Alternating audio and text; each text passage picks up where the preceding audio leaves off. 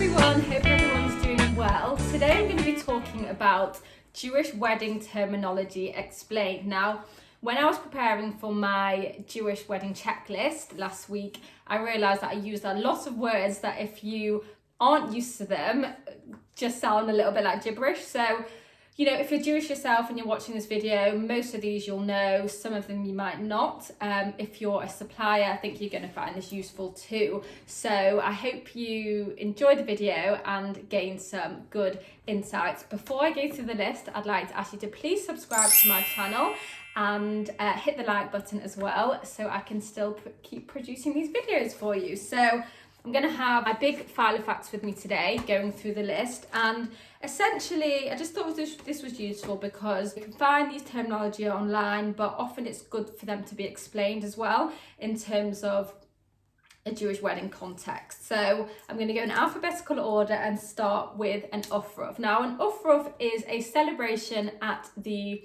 groom's synagogue, often a week before a wedding. Sometimes it can be earlier than that, depending on the synagogue schedule. But essentially, it's a celebration that the groom side can put on for, it's just a lead up, a nice thing to do in the lead up to the wedding for the groom side to welcome. Often it's just immediate family and friends before the wedding. The next one is the Bedecking. Now, the Bedecking is a ceremony where the groom covers the bride's face with a veil, and it can be essentially in a private room, it can be on the aisle. So you've probably seen this before. It's when you see the man coming up to the woman and he sort of goes like this and this, and it's nice in a private room because it can be quite intimate. It's nice on the aisle because this is the first time often the bride and groom meet. So yeah, that is the Bedecking, and an important part for definitely an Orthodox Jewish wedding. The next one is benches and benching. So technically this is blessings for a Jewish meal, and you essentially read the benches with the text when you're having the benching. So benching is performed after the meal. It's a grace after meals, and you'll often have someone that can read Hebrew to essentially coordinate the benching, to run the benching. And you'll have the benches, which are these little books with the text in that different people have at the wedding to help them essentially follow this part of the service. The next terminology is Khazen. So a Khazen is someone who sings prayers at a ceremony, and probably heard this on different wedding videos, but it's someone that can sing Jewish songs. Sometimes a rabbi can be a Khazen. It's actually nice when a rabbi is a Khazen, a sort of 2-for-1 deal. So the next one is a chuppah. So the chuppah is the wedding canopy which you have at a Jewish wedding. I've been through this many times before, but you can make them as beautiful or as simple as you like. But the main thing is, when you're having a Jewish wedding, is you need to have a chuppah as an act of symbolism, and also it's just essential. You have to have a chuppah if you're having a Jewish wedding. So the next one is challah. So challah is the plaited white bread that you have during mehitza. So mehitza I'll jump on in a second, but essentially you make a prayer on this bread, and this at the beginning of the meal. The next one is the horus. So the horus is essentially the same as the Israeli or Jewish dancing. It's the Hebrew music that comes into the dancing, and yeah, so that's just another terminology for the Jewish dancing. So the kabbalah panim is the prenuptial reception in honor of the bride before the chuppah. So this is a little pre-ceremony session that happens, and not actually every wedding has these. It's just some tend to, if the bride wants a little extra celebration beforehand. So the next one, which you probably know, is a ketubah. It's the Jewish wedding contracts. It's these beautiful, ornate, floral or decorative pieces, which is essentially the wedding contract. You've often got the Hebrew text in the middle, and it's the Jewish wedding certificate. So make sure to keep onto this, and you'll definitely need it for the future. The next thing is kiddush. So kiddush is prayer over wine.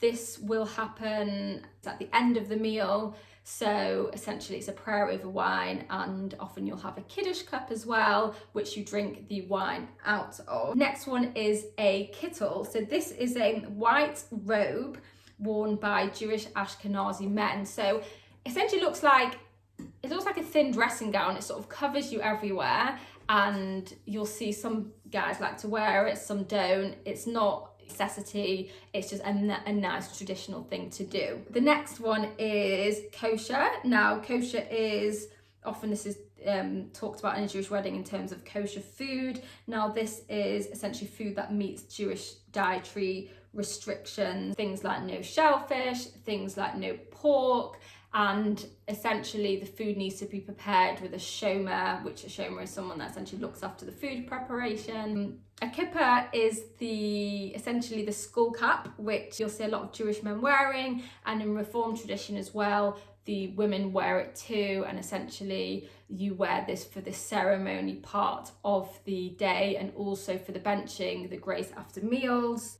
Mazel tov, the next one, that essentially means a mixture of different things, but I see it to mean congratulations. So if you're a bride and a groom, people will be coming up to you going mazel tov, and that just means congratulations, and that's it. The next one is mehitza. Now this is more specifically in ultra-orthodox ceremonies, and it's the division between the men and the women. Sometimes this is just for the dancing, sometimes this is throughout the whole evening. So yeah, essentially that's it, and you will have these for some Orthodox weddings, but mainly more ultra-Orthodox weddings. So a minyan is a group of a minimum of 10 men for Jewish worship. So in terms of where this would fit on the Jewish wedding day, this is often during the Tish. Men will come together, say prayers in a minyan. So you might see that come up, that terminology.